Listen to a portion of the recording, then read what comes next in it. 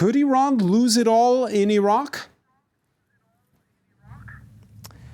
Well, they must be very careful in not antagonizing Iraqi nationalist sentiment, which has shown itself to not just be alive, but very active and vibrant, especially among the younger generation.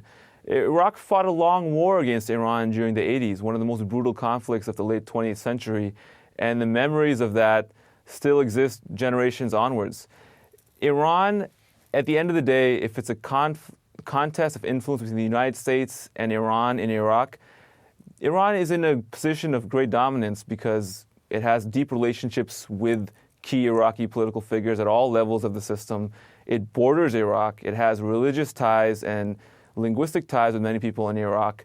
So while they may have setbacks, and those will probably magnify with the extent of overreach or perceived overreach in the Iraqi political system, in the long term, they're liable to have some level of influence in Iraq and sway events there to some degree. I highly doubt that a situation will arise such as existed pre-2003, where extremely hostile Iraqi government comes into power.